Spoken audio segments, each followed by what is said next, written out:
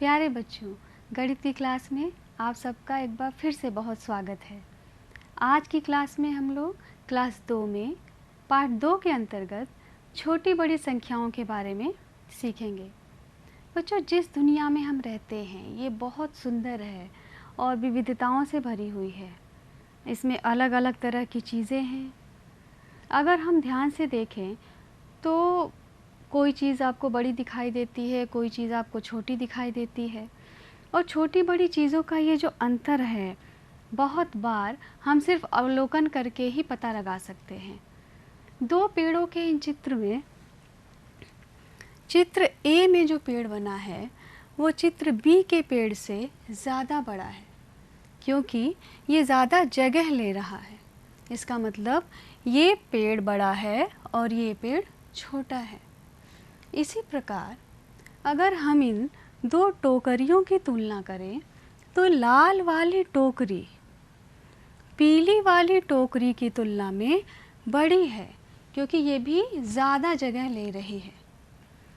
अगर हम इन दोनों गायों में तुलना करें तो भूरी वाली गाय सफ़ेद वाली गाय की तुलना में बड़ी है, या हम ये कह सकते हैं कि सफ़ेद वाली गाय भूरी वाली गाय की तुलना में छोटी है। इसके आगे इन दोनों घरों की तुलना करने पर चित्र ए में जो घर है वो चित्र बी के घर से ज़्यादा बड़ा है। तो इस तरह से सिर्फ अवलोकन करके ही हमने जान लिया कि कौन सी वस्तु छोटी है और कौन सी वस्तु बड़ी है। जिस तरह से चीज़ें छोटी बड़ी होती हैं, उसी तरह से संख्याएं भी छोटी बड़ी होती हैं। और आज की क्लास में हम लोग छोटी बड़ी संख्याओं को पहचानना, उनकी जांच करना और उनका प्रदर्शन करने का तरीका सीखेंगे। हमारे पास टॉफ़ियों के दो समूह हैं। इस समूह में 1, 2, 3, 4 और 5 टॉफ़ियाँ हैं, और जो दूसरा समूह है उसमें 1, 2, 3, 4, 5, 6, 7 टॉफ़ियाँ हैं। इसका मतलब ये स्पष्ट है कि इस वाले समूह से इस वाले समूह में 2 टॉफ़ियाँ ज़्यादा हैं। तो 7 की जो संख्या हुई वो 5 की संख्या से बड़ी हुई। अब सोनी और करीम की बनाई इन झंडियों को देखो। करीम ने 1, 2, 3, 4, 5, 6, 7, 8, 9 करीम ने बनाई हैं 9 झंडियाँ। और सोनी ने कितनी झंडियाँ बनाई हैं? 1, 2, 3, 4, 5, 6, 7, 8, 9, 10, 11। यानी कि सोनी की झंडियाँ करीम की झंडियों से ज़्यादा हैं। सोनी के पास 2 झंडियाँ ज़्यादा हैं। इसका मतलब हुआ कि 11 की जो संख्या है वो 9 की संख्या से बड़ी हुई, क्योंकि वो ज़्यादा वस्तुओं का प्रतिनिधित्व करती है। अब चलो सोनू और मोनू के गुल्लक के सिक्के गिनते हैं। सोनू और मोनू ने अपने गुल्लक में 5 रुपए के बहुत सारे सिक्के रखे हैं। सोनू ने 1, 2, 3, 4, 5, 6 सिक्के रखे हैं, और मोनू ने 1, 2, 3, 4, 5 सिक्के रखे हैं। इसका मतलब अगर हम तुलना करेंगे तो हमें पता चल जाएगा कि मोनू के पास सोनू से 1 सिक्का कम है, यानी मोनू के पास ज़्यादा सिक्के हैं। तो अगर अंकों से हम तुलना करें तो 6 का अंक या 6 की संख्या 5 की संख्या से बड़ी हुई। हम चाहे तो 5 रुपए के सिक्कों को जोड़ करके 5, 10, 15, 20, 25 और 30 6 सिक्के मिला के हुए 30 रुपये, और मोनू के 5 सिक्के मिला के हुए 25 रुपये। इसका मतलब सोनू के पास जो पैसों का खजाना है वो मोनू के पैसों के खजाने से ज़्यादा बड़ा है। यहाँ हम लोगों ने गिन करके पता लगाया कि कौन सी संख्या बड़ी है और कौन सी संख्या छोटी है। लेकिन जब संख्याएं गिनने से ज़्यादा हो जाती हैं, या जब हम थोड़ी बड़ी संख्याओं की बात करते हैं, तो हम छोटा या बड़ा का पता लगाने के लिए स्थानीय मान का प्रयोग करते हैं। अभी हम पहले ये सीखेंगे कि छोटा या बड़ा, जो बड़ी जो संख्याएं हैं उन संख्याओं को हम दिखाएंगे कैसे। और इसके लिए बहुत सारे संकेत हैं। गणित में हम बहुत सारे संकेतों का या बहुत सारे चिन्हों का प्रयोग करते हैं। जैसे हम क्लास में भी बहुत सारे संकेतों का प्रयोग करते हैं। जैसे जब मैं मुंह पे उंगली रखती हूँ तो उससे तुम क्या समझते हो? उससे तुम समझते हो कि मैम चुप रहने के लिए कह रही हैं। वैसे ही ये एक संकेत है जिससे तुमने एक अर्थ निकाला। ठीक उसी प्रकार छोटे या बड़े होने का संकेत या चिन्ह जो है वो ये है। ये जो चिन्ह आप देख रहे हैं, ये चिन्ह छोटे या बड़े होने का प्रतिनिधित्व करने के लिए या दिखाने के लिए हम लोग इस्तेमाल करते हैं। और इसकी तुलना इस चिड़िया के खुले हुए मुंह से की जा सकती है। इस चिड़िया का खुला हुआ मुंह बिल्कुल इस चिन्ह के जैसे आपको दिखाई देगा। और यहाँ एक चीज़ याद करना और भी सरल हो जाता है कि चिड़िया का मुंह यानी कि चिन्ह का मुंह हमेशा बड़ी संख्या की ओर खुलेगा। तो यहाँ पर ये हो गया बड़े होने का चिन्ह, और यहाँ की तरफ हम हमेशा बड़ी संख्या को दिखाते हैं और नुकीले हिस्से की तरफ हम हमेशा छोटी संख्या को दिखाते हैं। यहाँ पर हमने दो संख्याएं ली हैं 25 और 30। अब इन दोनों की तुलना करके हम चिन्ह का प्रयोग करके देखेंगे। इन दोनों की तुलना करने के लिए सबसे पहले हम ये ध्यान देंगे कि जब हम स्थानीय मान से संख्याओं की तुलना करते हैं या जांच करते हैं तो हम हमेशा बाईं तरफ से शुरुआत करते हैं। इसका कारण ये है कि इससे हमारा जो तरीका है जांच करने का वो छोटा हो जाता है, या ये कहें कि हमें जल्दी उत्तर मिल जाता है। यहाँ पर बाईं तरफ का पहला अंक है 2। 25 की संख्या में बाईं तरफ का पहला अंक हो गया 2, और स्थानीय मान के अनुसार इसका मान हो गया 20। यानी ये 2 दहाइयों का प्रतिनिधित्व करता है, 2 दहाइयों का। और दूसरी संख्या में दहाई के स्थान पर है 3, यानी ये 3 दहाइयों का प्रतिनिधित्व करती है, 30 की संख्या का प्रतिनिधित्व करती है।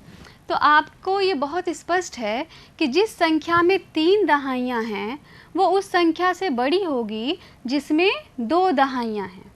इसका मतलब 30 बड़ा है 25 से। ये आपने शब्दों में लिख दिया कि 30 बड़ा है 25 से, और चिन्ह के रूप में दिखाना है तो क्या याद रखेंगे?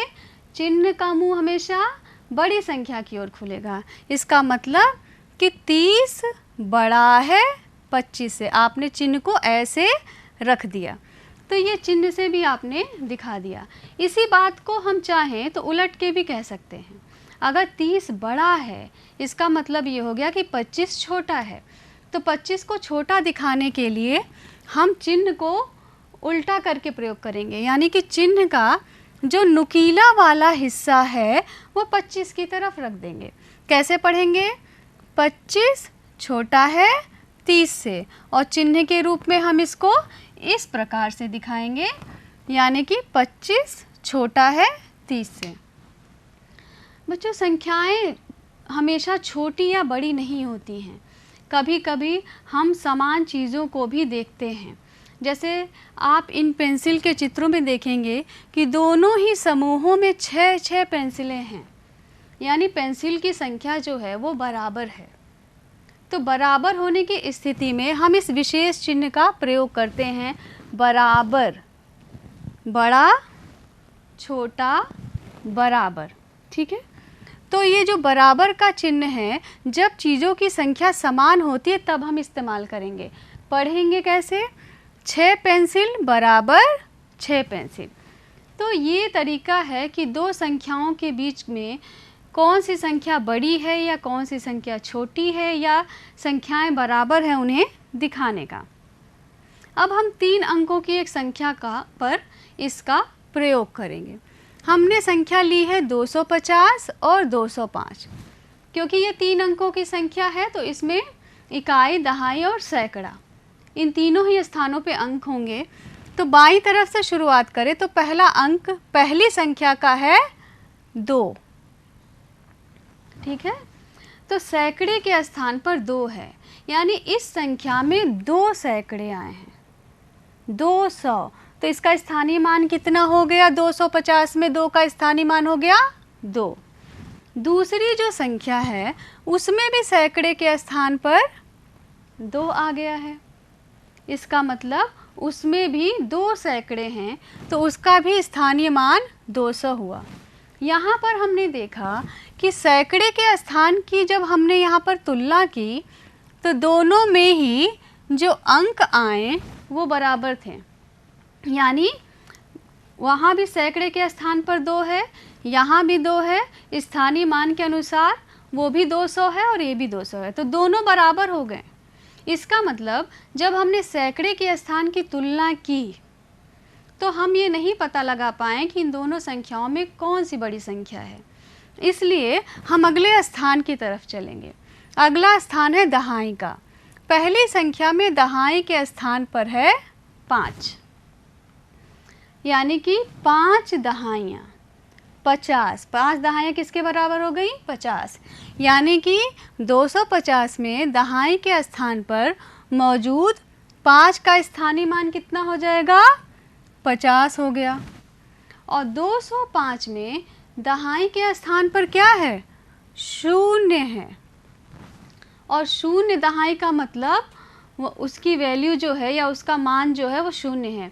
अब ये बहुत स्पष्ट है कि 50 की संख्या 0 से बहुत बड़ी है, इसका मतलब हमें अपना उत्तर मिल गया है कि 250 205 से बड़ी संख्या है, इसलिए 250 बड़ा है 205 से। और चिन्ह के रूप में कैसे दिखाएंगे? 250 बड़ा है, बड़े का चिन्ह ध्यान से देखो, चिन्ह का मुंह हमेशा बड़ी संख्या की ओर खुलता है, इसलिए इसको इस तरह से लगाया गया है। 250 बड़ा है 205 से, या इसी को हम उल्टा करके भी बोल सकते हैं, यानी कि 205 छोटा है 250 से। तो 205 छोटा है के लिए नुकीला वाला हिस्सा 205 की तरफ लगाएंगे। तो ये हमने 3 अंकों की संख्याओं में छोटा या बड़े होने की जांच करने का प्रयोग किया। जैसे वस्तुएं एक दूसरे से मिलती चली जाएं तो वो उनकी मात्रा बढ़ती है, उसी प्रकार जब वस्तुएं बढ़ेंगी तो संख्या का मान भी धीरे धीरे बढ़ेगा। इस चित्र में 1 सेब है तो संख्या का मान भी 1 है। एक और सेब आ गया, सेब की मात्रा बढ़ गई, तो जब सेब की मात्रा बढ़ गई तो संख्या का मान भी बढ़ गया। सेब की मात्रा और बढ़ गई क्योंकि एक और सेब आ गया, इसका मतलब संख्या और बड़ी हो जाएगी। जैसे जैसे सेब की मात्रा बढ़ेगी संख्या भी बड़ी होती चली जाएगी, और इस प्रकार से संख्या का धीरे धीरे बढ़ना जो है वो संख्या का आरोही क्रम कहलाता है। आरोही क्रम का मतलब छोटी संख्या से बड़ी संख्या की ओर जाना। जैसे जब हम लोग सीढ़ी चढ़ते हैं तो सीढ़ी चढ़ते समय हम लोग क्या करते हैं? हमेशा नीचे से शुरू करते हैं, पहली सीढ़ी, दूसरी सीढ़ी, तीसरी, चौथी, पांचवी, छठवीं, इस तरह से आप सीढ़ियाँ चढ़ते हैं। तो नीचे से ऊपर की ओर जाना ही आरोही क्रम है। इसे आप दोनों ही तरीक़ों से समझ सकते हैं। छोटे से बड़े की तरफ जाना आरोही क्रम है, या नीचे से ऊपर की ओर जाना आरोही क्रम है।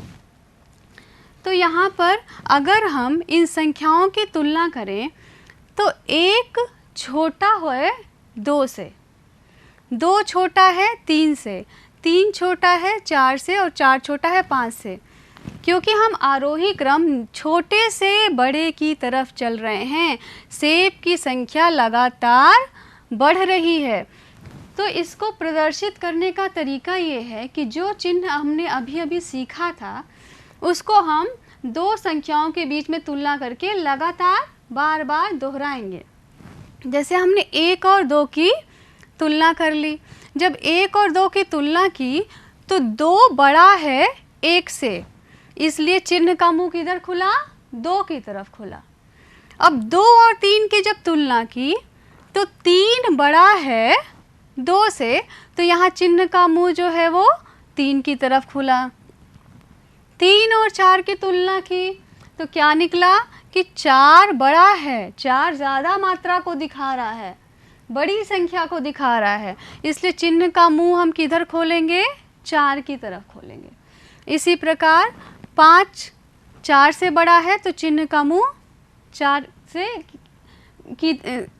से दूर होके 5 की तरफ खुलेगा। तो इसे पढ़ेंगे कैसे? 1 छोटा है 2 से, 2 छोटा है 3 से, 3 छोटा है 4 से, 4 छोटा है 5 से। इस तरह से हम इसको पढ़ेंगे।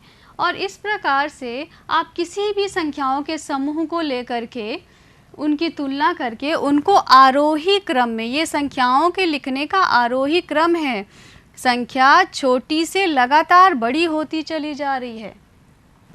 जैसे यहाँ पर एक और उदाहरण दिया है, उसे अगर हम पढ़ें तो 8 छोटा है 10 से, 10 छोटा है 16 से, 16 छोटा है 18 से, और ऐसे ही आप आगे इस संख्या को पूरी तरह से पढ़ सकते हैं और समझ सकते हैं।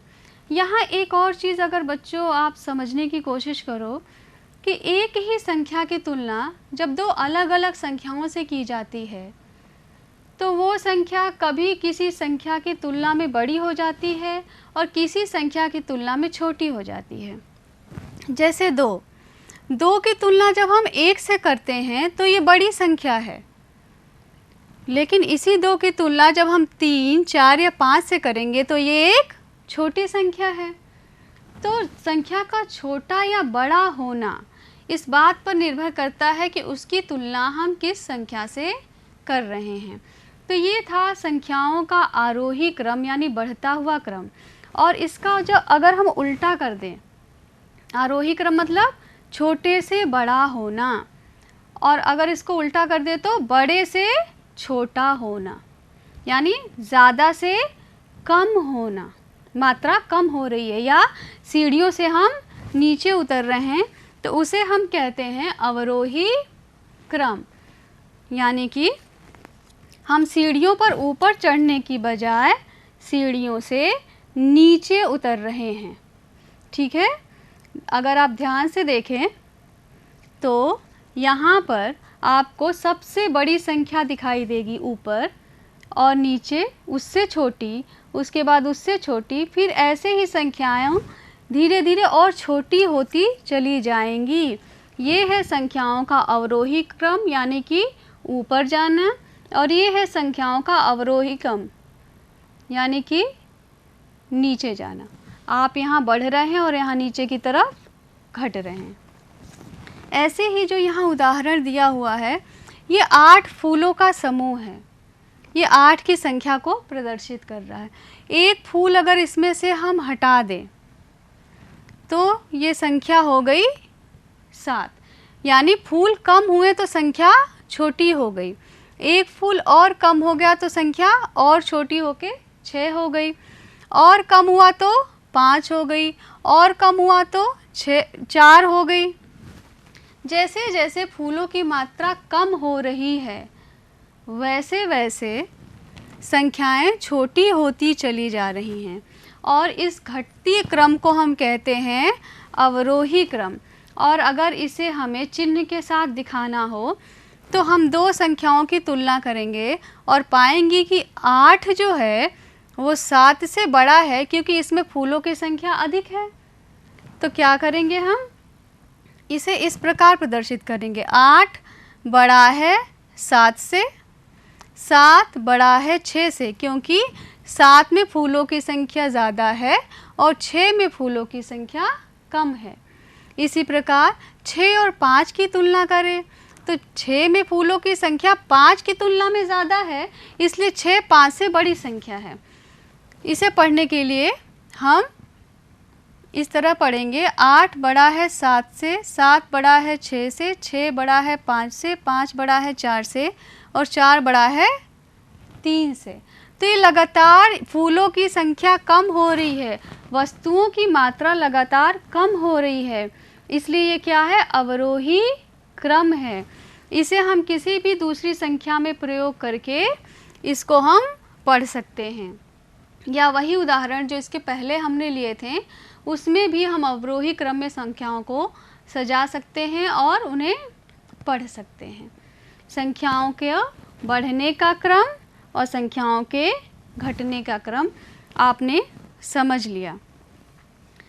और संख्याएं जब बढ़ती हैं तो संख्या के ठीक बाद की जो संख्या होती है उसे हम उस संख्या की अनुवर्ती संख्या कहते हैं। अनुवर्ती माने ठीक बाद की संख्या। और इसे प्राप्त कैसे करते हैं, उस संख्या में एक जोड़ दिया जाए तो हमें अनुवर्ती संख्या प्राप्त हो जाएगी। यानी कि 290 की अनुवर्ती संख्या क्या है, 290 में एक जोड़ दें तो 291 हो गया, तो 291 290 की अनुवर्ती संख्या है। इसी प्रकार 291 में अगर हम एक जोड़ दें तो 292 आएगा, तो 292 291 की अनुवर्ती संख्या हो गई।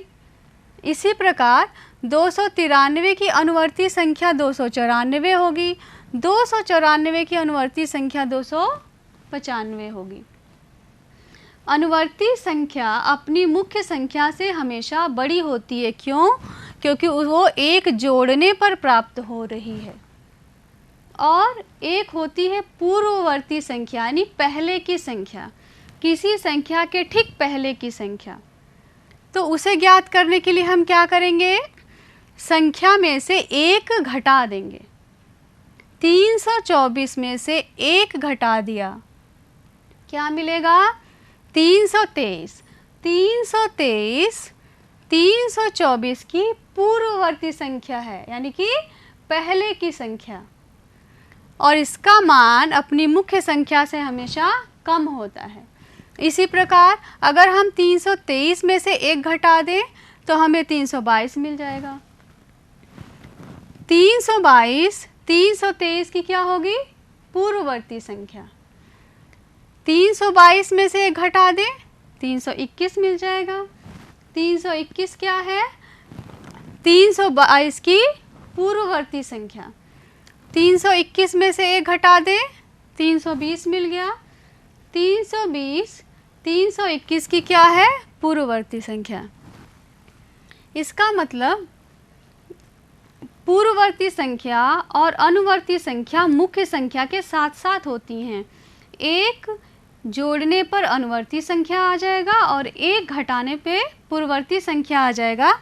जैसे यहाँ कुछ संख्याएं लिखी हुई हैं, जैसे 74 है, 74 में से अगर हम एक घटा दें 73 मिल गया। 73 क्या हो गया, 74 की पूर्ववर्ती संख्या हो गई। और अगर एक जोड़ दें 75 मिल गया। 75 क्या हो गया, 74 की अनुवर्ती संख्या हो गई। इसी प्रकार अन्य संख्याओं की भी पूर्ववर्ती संख्याएं या अनुवर्ती संख्याएं हम निकाल सकते हैं। बच्चों, आज की जो हमारी क्लास थी उसमें बहुत सारी चीज़ें हम लोगों ने सीखी, नई चीज़ें भी, और कुछ ऐसी चीज़ें जो हमारे आसपास हैं जो हमने आज रियलाइज़ की कि वो इस तरीके से होती हैं। पहली चीज़ कि जैसे चीज़ें छोटी या बड़ी होती हैं उसी प्रकार संख्याएं भी छोटी या बड़ी होती हैं। संख्याओं को छोटा या बड़ा दिखाने के लिए हम विशेष चिन्हों का प्रयोग करते हैं। ये चिन्ह बड़ा दिखाने के लिए करते हैं और हमेशा याद रखेंगे, चिन्ह का मुंह हमेशा बड़ी संख्या की तरफ खुलता है। ये जो खुला हुआ हिस्सा है ये बड़ी संख्या की तरफ रहेगा और नुकीला हिस्सा हमेशा छोटी संख्या की तरफ रहेगा। तो ये क्या है, बड़े होने का चिन्ह है, ये क्या है, छोटे होने का चिन्ह है, और ये क्या है, बराबर होने का चिन्ह है। कई संख्याओं की तुलना करते समय हम क्रम का उपयोग करते हैं। या तो हम तुलना करते समय ये देखेंगे कि संख्याएं बढ़ रही हैं या हम तुलना करते समय ये देखेंगे कि संख्याएं घट रही हैं।